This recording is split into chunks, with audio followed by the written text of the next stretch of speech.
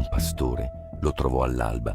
Il caso arrivò sul tavolo di un giovane ispettore arrivato da poco nella regione, con ancora addosso l'entusiasmo un po' rigido di chi crede che ogni domanda abbia prima o poi una risposta dimostrabile. Alistair Crowe osservò a lungo prima di toccare qualsiasi cosa.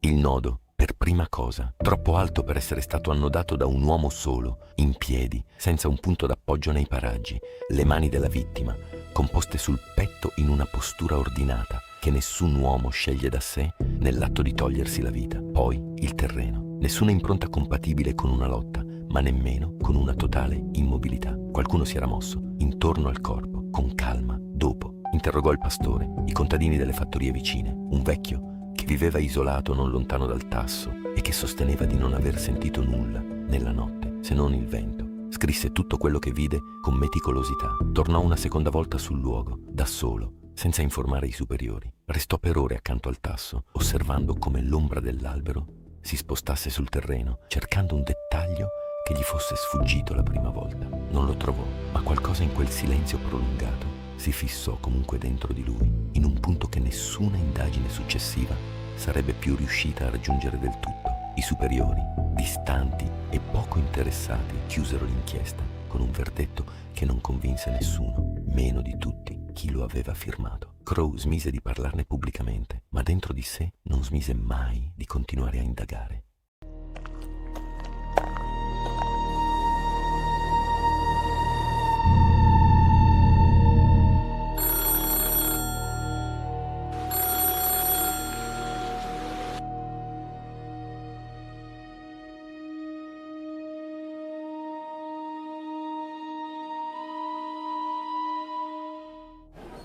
La stazione di polizia profumava di carbone e di carta bagnata dalla pioggia lasciata sugli stivali degli agenti di ronda. Eleanor Ashcroft leggeva il rapporto una seconda volta, in silenzio, la schiena dritta sulla sedia, gli occhi che si muovevano riga per riga senza fretta. Thomas Rowan aspettava in piedi, il cappello ancora in mano, il peso spostato ora su un piede, ora sull'altro, senza però mai interrompere la lettura della collega con una domanda. Un uomo ritrovato morto nelle Highlands. La descrizione della scena, arrivata per telegrafo, era incompleta, frammentata dalle parole scelte da un ufficiale locale, poco abituato a mettere per iscritto certe cose. Ma un dettaglio bastava, da solo, a giustificare l'intero viaggio. La disposizione del corpo richiamava un vecchio fascicolo, ancora conservato negli archivi, mai davvero archiviato del tutto nella memoria di chi lo aveva scritto la prima volta. Eleanor non fece domande superflue, prese appunti su un taccuino già consumato dall'uso, ordinò i documenti in una cartella di cuoio scurito agli angoli e chiese soltanto quali fossero i collegamenti ferroviari più rapidi verso nord. Thomas, più giovane nel ruolo, ma non nell'istinto, si limitò a osservare che una scena simile, ripetuta a distanza di così tanti anni, non poteva essere frutto di una semplice coincidenza geografica. Eleanor non rispose subito. Quando lo fece, disse soltanto che le coincidenze esistevano, ma che il loro compito non era crederci o non crederci, era verificarle. Partirono lo stesso pomeriggio. Il treno li portò fino a dove le rotaie si fermavano, oltre le ultime stazioni segnate sulle mappe più recenti. Da lì, un carro a noleggio, guidato da un uomo di poche parole, che sembrava conoscere ogni buca della strada per esperienza diretta. Il viaggio cambiò il paesaggio un miglio alla volta, con la lentezza di chi assiste a una trasformazione senza poterne segnare l'inizio preciso. Le strade lastricate della città lasciarono spazio a sentieri di fango compresso, poi a piste appena segnate dal passaggio ripetuto di carri e bestiame. Le ciminiere scomparvero dietro l'orizzonte, sostituite da colline che si arrotondavano una dopo l'altra, sempre più spoglie, sempre più grigie, punteggiate qua e là da massi erratici che sembravano deposti da una mano più antica di qualsiasi mappa. La pioggia arrivò senza preavviso, sottile e insistente. Il tipo di pioggia che non bagna in modo violento, ma che, nell'arco di ore, riesce comunque a infiltrarsi ovunque. Thomas osservava il finestrino con un'attenzione che non era soltanto curiosità. Notava i dettagli, un recinto abbandonato, una croce di pietra ai margini di un incrocio, un fumo solitario che si alzava da una fattoria isolata, e li archiviava senza ancora sapere a cosa sarebbero serviti. Eleanor osservava lui. Non era la prima volta che lavoravano insieme, ma era la prima volta che lo vedeva così attento a un paesaggio, invece che a un fascicolo. Il villaggio apparve all'improvviso, come se la brughiera avesse deciso di concederlo solo all'ultimo momento, dietro l'ultima curva, prima di una valle più stretta. Case basse, costruite in pietra grigia, i tetti d'ardesia, resi lucidi dalla pioggia recente. Il fumo di torba usciva dai comignoli con un odore dolce e acre insieme, che si mescolava a quello dell'erba bagnata e a un vago sentore di stalla portato dal vento. Al centro, 4 edifici sembravano reggere l'intero paese sulle proprie spalle. La locanda, con l'insegna di legno scrostato che raffigurava un cervo sotto una lanterna, la chiesa, piccola e severa, l'ufficio di polizia, poco più grande di un magazzino, e il cimitero, delimitato da un basso muretto di pietra a secco. Oltre quei confini, la brughiera ricominciava immediatamente, senza transizione, come se il villaggio fosse solo un'isola tollerata al centro di qualcosa di molto più grande e molto più vecchio. Gli abitanti li osservarono passare con un'attenzione silenziosa, il tipo di sguardo che si riserva a chi non appartiene a un luogo e forse non vi apparterrà mai del tutto, per quanti anni possa passarci. Un bambino smise di correre per fissarli. Una donna, ferma sulla soglia di casa con un cesto di biancheria, distolse lo sguardo un istante troppo tardi per sembrare indifferente.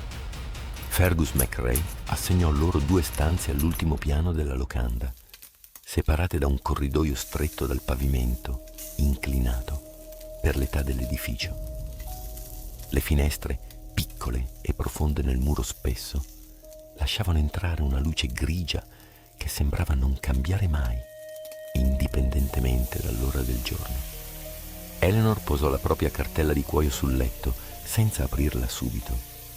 Restò un momento immobile ad ascoltare i rumori della casa, il crepitio del fuoco al piano di sotto, il vento che si insinuava sotto gli infissi, una voce lontana che rispondeva a un'altra in un dialetto che comprendeva solo in parte.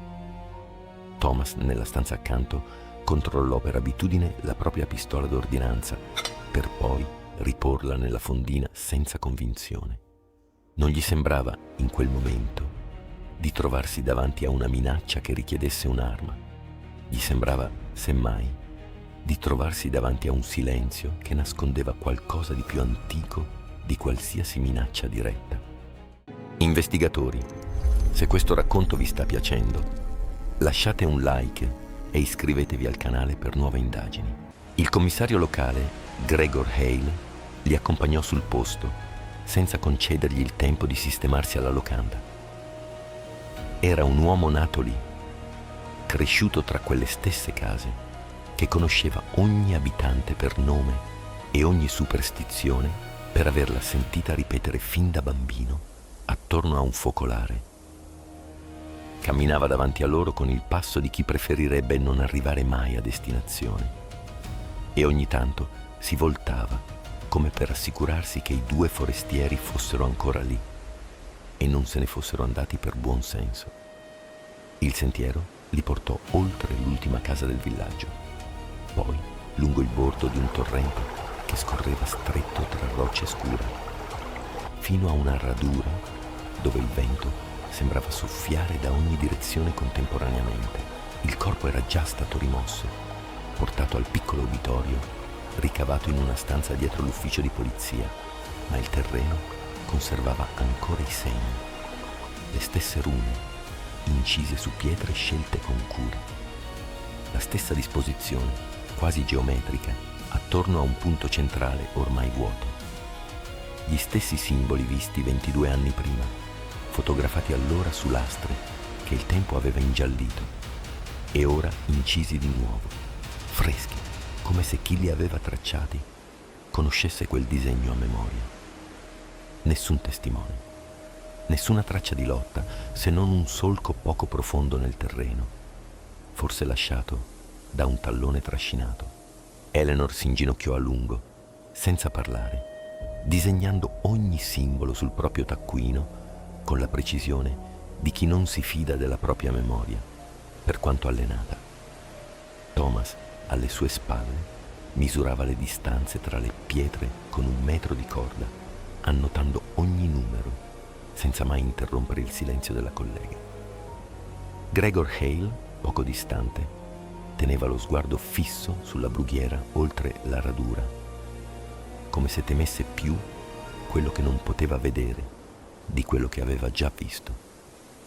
Thomas gli si avvicinò, chiedendo con tono pacato se avesse mai visto qualcosa di simile prima di quella settimana. Gregor rispose di no, poi aggiunse, quasi controvoglia, che suo padre gli aveva raccontato della prima morte quando lui era ancora bambino, descrivendola sempre con lo stesso tono basso riservato alle cose di cui è meglio non parlare ad alta voce, per non richiamarle.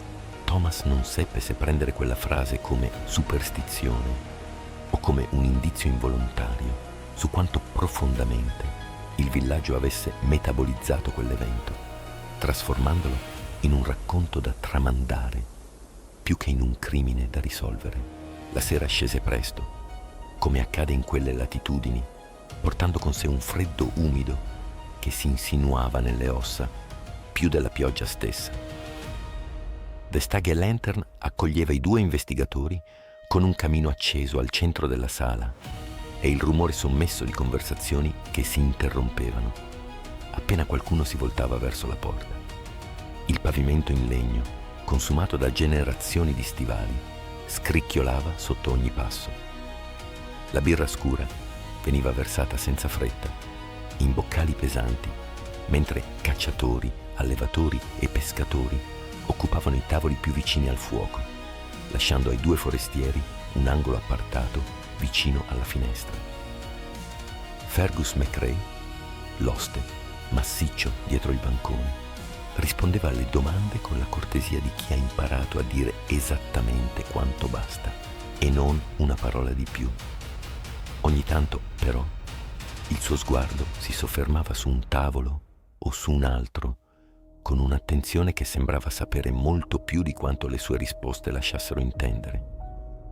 Tra gli avventori, un uomo si distinse per la cordialità naturale con cui si avvicinò al tavolo dei forestieri, portando con sé 2 boccali non richiesti come gesto di benvenuto. Malcolm Briar, il becchino del villaggio, disse presentandosi con un mezzo sorriso e anche scalpellino per le lapidi del piccolo cimitero. Aggiunse, quasi scherzando, che era abituato a essere l'ultima persona a occuparsi di chiunque, in paese, prima o poi. Eleanor mostrò le fotografie della scena del crimine, non aspettandosi granché da un becchino di paese. Malcolm le osservò con un'attenzione tranquilla, quasi affettuosa, come si osserva qualcosa di familiare ritrovato dopo tempo. Le sue dita, callose e segnate da anni di scalpello, sfiorarono il bordo della fotografia senza esitazione. Riconobbe i simboli, senza bisogno di rifletterci a lungo. In paese, spiegò con naturalezza, molti li chiamavano semplicemente l'uomo e la morte.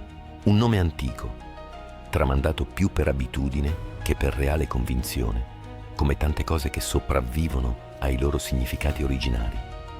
Aggiunse che proprio per questo, da anni, la maggior parte degli abitanti evitava di parlarne apertamente, non tanto per paura, quanto per un fastidio simile a quello che si prova a riaprire una ferita ormai richiusa, che nessuno ha voglia di guardare di nuovo.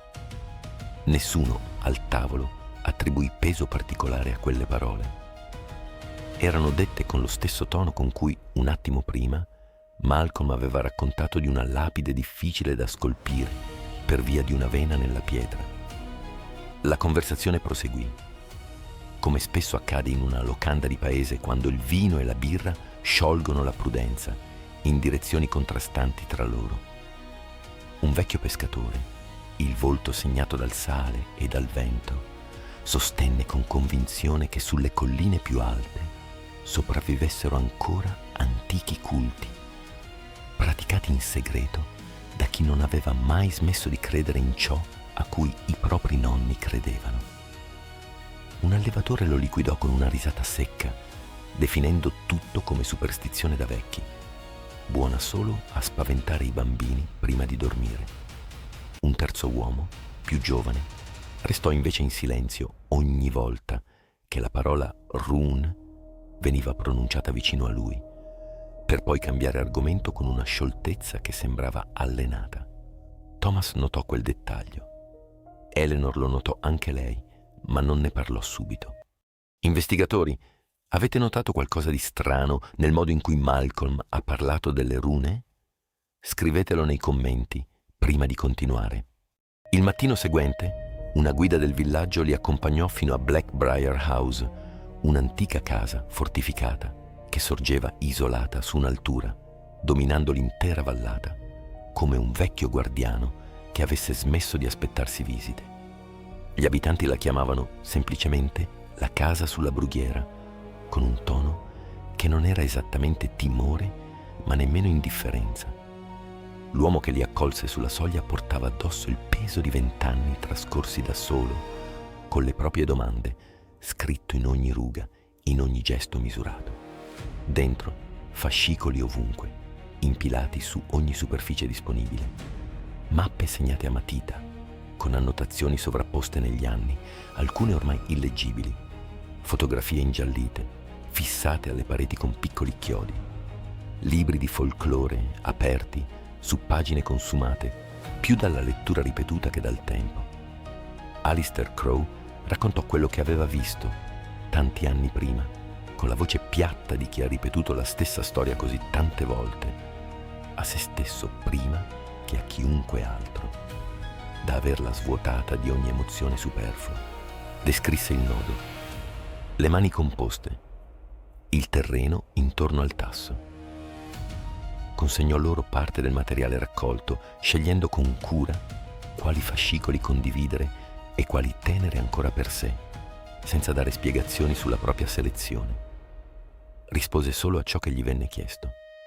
Non una parola di più, non un'anticipazione volontaria. Eleanor lo osservò a lungo mentre parlava, chiedendosi se quell'uomo nascondesse qualcosa di deliberato o se nascondesse soltanto la propria sconfitta, vissuta ogni giorno per 20 anni in quella stessa stanza. Thomas, più diretto per natura, chiese perché non avesse mai lasciato la regione dopo tutto quel tempo. Crowe rispose che alcune domande, una volta poste, non permettono più di allontanarsi, indipendentemente da dove il corpo decida di vivere. Investigatori, cosa nasconde Crowe sotto quell'asse? Scrivi la tua teoria nei commenti. Questa è solo la prima parte della storia. Il seguito uscirà la prossima settimana. Seguiteci per non perderlo. C'è qualcosa che non ti ho detto. Se vuoi continuare a indagare, iscriviti. E se questa storia ti ha colpito, lascia un like.